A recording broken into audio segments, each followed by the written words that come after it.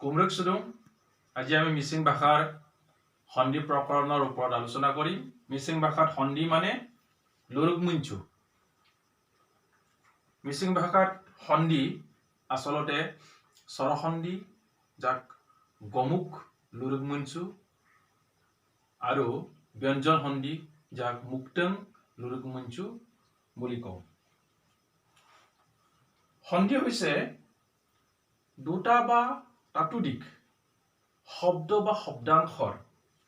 জোৰা লাগিলে তাত ওচৰ চাৰিকে থকা বৰ্ণৰ সংযোগৰ ফলত যিটো পৰিৱৰ্তন হয় এইটো হৈছে সন্ধি।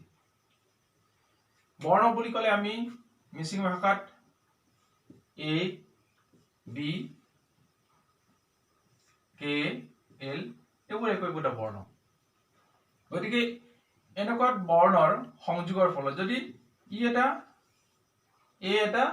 স্বৰ সন্ধি স্বৰ বৰ্ণ আৰু এটা স্বৰ বৰ্ণ, গতিকে এই স্বৰধ্বনি আৰু স্বৰধ্বনিৰ মাজত বা এ আৰু অৰ মাজত এনেকুৱা ধৰণৰ স্বৰ বৰ্ণৰ মাজত যিটো সন্ধি হ'ব এইটো হৈছে স্বৰসন্ধি। আৰু ব্যঞ্জন ধ্বনিৰ মাজত যদি এটা ব্যঞ্জন ধ্বনি আৰু এটা ব্যঞ্জন ধ্বনি বা বৰ্ণ সিহঁতৰ মাজত যদি সন্ধি হয় তেতিয়াহ'লে কি হৈছে ব্যঞ্জন সন্ধি বা মুক্তং লুৰুগমুঞ্চু। আচলতে আমি মিচিং ভাষাৰ যিবোৰ সন্ধি এই সন্ধিবোৰ সমীভৱনৰ ফলত সৃষ্টি হোৱা সন্ধি, যাক ইংৰাজীত এছিমিলেশ্যন বুলি কয়। এছিমিলেশ্যন বা সমীভৱন আকৌ দুই প্ৰকাৰৰ, যেনে প্ৰগত সমীভৱন, এইটো হৈছে প্ৰগ্ৰেছিভ এছিমিলেশ্যন, আৰু আনটো হৈছে ৰিগ্ৰেছিভ এছিমিলেশ্যন, যাক পৰাগত সমীভৱন বুলি কওঁ। আমি দেখো যে সংস্কৃতত সন্ধি পদৰ অৰ্থৰ পৰিৱৰ্তন হয়। সংস্কৃতত সন্ধি দুটামান আমি উদাহৰণ ল'ব পাৰো। অন্য যোগ অন্য কি হ'ব? অন্যান্য, এনেকুৱা এটা ৰূপ পায়। যেনে ৰত্ন যোগ আকৰ কি হ'বগে? ৰত্নাকৰ। এনেধৰণে সন্ধি হয়, শব্দৰ অৰ্থৰ পৰিৱৰ্তন হৈ যায়। অসমীয়া ভাষাত আমি আকৌ সন্ধি কেনেকুৱা স্বৰসন্ধি আমি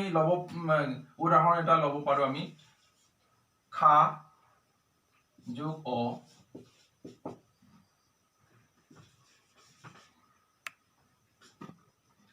অন, খা যোগ অন খাৱন, ক যোগ অ আমি ল'ব পাৰো কব ক। এনেদৰে জি যোগ আ আমি ল'ব পাৰো, যেনে জিয়া। এনেধৰণৰ আকৌ ব্যঞ্জন সন্ধি আমি আকৌ চাব পাৰো, যেনে এক যোগ খন হ'বগে এখন। এইবোৰ হৈছে ব্যঞ্জন সন্ধিৰ উদাহৰণ অসমীয়া ভাষাৰ। এতিয়া মিচিং ভাষাৰ সন্ধি প্ৰকৰণ বা এছিমিলেশ্যনৰ কেইটামান বৈশিষ্ট্য আমি আলোচনা কৰি ল'ব পাৰো। যেনে স্বৰ বা গমুকৰ, স্বৰ মানে গমুক, স্বৰবৰ্ণৰ মাজত ৱাই ধ্বনিৰ বা ৱাই বৰ্ণৰ ব্যৱহাৰ। যেনে শব্দৰ শেষত যদি দীৰ্ঘস্বৰ হয়, দীৰ্ঘস্বৰ শব্দৰ শেষত যিবোৰ মিচিং ভাষাৰ শব্দ দীৰ্ঘস্বৰেদি শেষ হয়, ইয়াক মিচিং ভাষাত মগিয়াৰ আগত বুলি কোৱা হয়। এই স্বৰধ্বনিৰে যদি শেষ হয়, উদাহৰণ হিচাপে টানি, ই এটা স্বৰধ্বনি, এটা স্বৰ দীৰ্ঘস্বৰেদি শেষ হোৱা এটা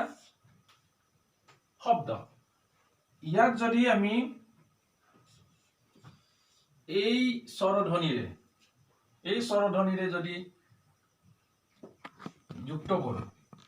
তেতিয়াহ'লে কি হ'ব? ইয়াৰ মাজে এই স্বৰধ্বনিটো লুপ্ত হয় এটা ৱাই এটা আহিব, যেনে টানিয়ে সন্ধিৰ পিছত টানিয়ে কি মানে টানিয়ে মানে মানুহে কি মানে কুকুৰ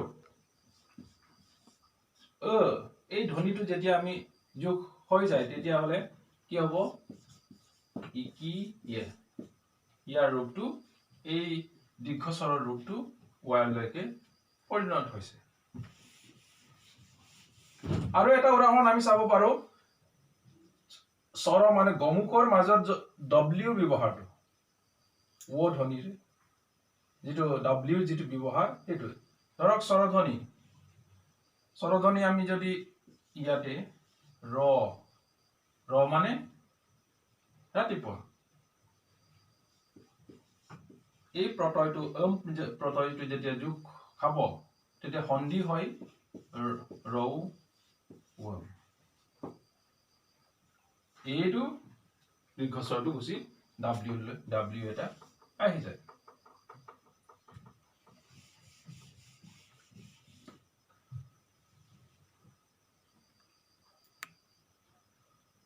আৰু ব্যঞ্জন ধ্বনি পৰিৱৰ্তন হোৱা আমি এটা চাব পাৰো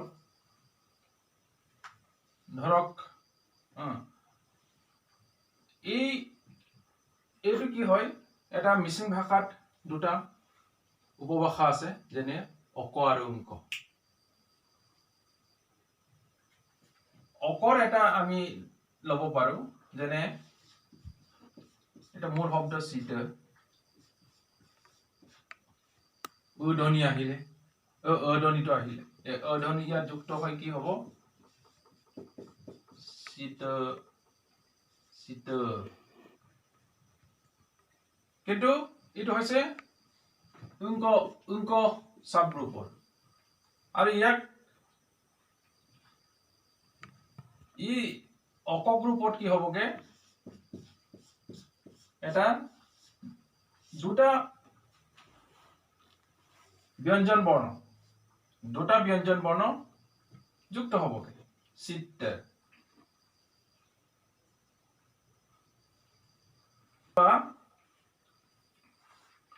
স্বৰধ্বনি সন্ধিৰ ক্ষেত্ৰত সন্ধি হওঁতে স্বৰধ্বনিটো কি হয় নোহোৱা হৈ যায় উদাহৰণ হিচাপে আমি চাব পাৰো স্বৰধ্বনি নোহোৱা হোৱা এটা উদাহৰণ আমি চাব পাৰো দনি মানে সূৰ্য ধ্বনি যেতিয়া যুক্ত হ'ব তেতিয়া দnye বেলিয়ে ইয়াত এই ধ্বনিটো স্বৰধ্বনিটো লুপ্ত হৈ গ'ল এতিয়া আমি চাব পাৰো যে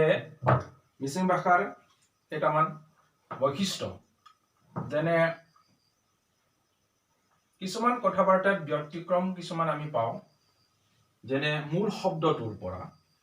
শব্দটোৰ যিটো ৰূপ তাৰ ছুটি এটা ৰূপ আমি দেখো যেনে এইটো আসলতে এইটো হ'ব লাগে এইটো ৰূপ পায় এইটোৰ ৰূপ এনেকুৱা ধৰণৰ এইটো হৈছে কথিত ভাষা কিন্তু লিখিত ভাষা নহয় কথিত ভাষাত এনেকুৱা আমি ৰূপ দেখো যেনে উদাহৰণ হিচাপে আমি ngok কেতিয়াবা ছুটি ফৰ্মত ngok বুলি কোৱা যেনেকে তলক তাৰ পৰা ইয়াৰ ছুটি ফৰ্ম আমি তলক এনেকে পাওঁ এনেকে per ক্ষেত্ৰত এটা শৰ্ট ফৰ্ম এইটো ৰূপ আমি দেখো যেনে আসপ লাহেকে আসল লিখিত ৰূপ আসল ৰূপটো হৈছে এইটো আসপ কিন্তু কথিত ৰূপত আমি আসপ দুট লাহে থাকা আসলতে আসপ দুট হ'ব লাগে এনেকে অকলপ এইটো হৈছে দীৰ্ঘ ৰূপ আৰু শুদ্ধ ৰূপটো তাৰপিছত কথিত ৰূপত আমি লিখো অকলৱ অকলৱ গীতাং আচলতে অকলৱ গীতাং হ'ব লাগে এতিয়া আমি আগতে কৈ আহিছো যে মিচিং ভাষাৰ যিবোৰ সন্ধি এইবোৰ হৈছে এছিমিলেশ্যন বা সমীভৱনৰ ফলত হোৱা সন্ধি তেতিয়া আমি কৈছো যে প্ৰগ্ৰেছিভ এছিমিলেশ্যন আৰু ৰিগ্ৰেছিভ এছিমিলেশ্যন প্ৰগ্ৰেছিভ মানে প্ৰগত সমীভৱনটো হৈছে কি আগৰ ধ্বনি বা বৰ্ণ পিছৰ ধ্বনিৰ ৰূপ লয় আগৰ ধ্বনি বা বৰ্ণই পিছৰ ধ্বনিৰ ৰূপ লয় আগৰ ধ্বনি যদি এইটো হয় তেতিয়া এইটো ৰূপ ল'ব বি পিৰ ৰূপ ল'ব ব পৰ ৰূপ ল'ব আমি এটা উদাহৰণ চাব পাৰো আচল ধাতু মূলটো হৈছে ইউপ মানে খোৱা অ মানে আনন্দ তৃপ্তি ই চাওকচোন এই আগৰ ধ্বনিটোৱে পিছৰ ধ্বনিৰ ৰূপ পাব তেতিয়া এনে সন্ধি হ'ব ইউপ অ এই পিৰ ৰূপ লৈছে ইউপ ই এনেকুৱা নহয় যে ইউপ এইটো ভুল এইটো হৈছে শুদ্ধ এইটো হৈছে এটা প্ৰগত বা প্ৰগ্ৰেছিভ এছিমিলেশ্যনৰ উদাহৰণ এনেদৰে দ্বিতীয়টো হৈছে কি ৰিগ্ৰেছিভ এছিমিলেশ্যন মানে পৰাগত সমীভৱনটোত কি হয় পিছৰ ধ্বনিটোৱে আগৰ ধ্বনিৰ ৰূপ লয় পিছৰ ধ্বনিটো আগৰ ধ্বনিৰ ৰূপ লয় ধৰক ই এটা বৰ্ণ বা ধ্বনি আৰটো ই এটা ধ্বনি এল যাক আমি আৰক আমি ৰ আৰু এলক ল হিচাপে আমি অসমীয়া ভাষাৰে যদি পঢ়িবলৈ যাওঁ তেতিয়াহ'লে এনে ধৰণে আমি উচ্চাৰণ কৰি ল'ব পাৰো এই এটা দুটা ধ্বনি আৰ আৰু এল যেতিয়া এই ইয়াৰ প্ৰভাৱত ই কি হ'ব আৰটো এলটোৱে আৰ আৰু ৰূপ ল'ব উদাহৰণ এটা আমি ল'ব পাৰো কৰ লাট কৰ মানে খোজ লাট মানে উভতোৱা মানে উভতি অহা খোজ উভতনি খোজ ই হ'বগে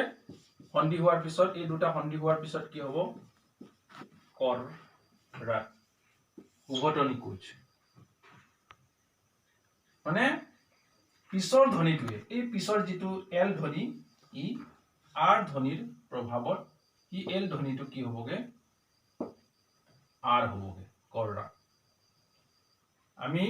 আজিলৈ ইমানেই আলোচনা কৰিলো সন্ধিৰ ওপৰত পৰৱৰ্তী সময়ত আমি মিচিং ভাষাৰ বানান পদ্ধতিৰ ওপৰত আলোচনা কৰিম ধন্যবাদ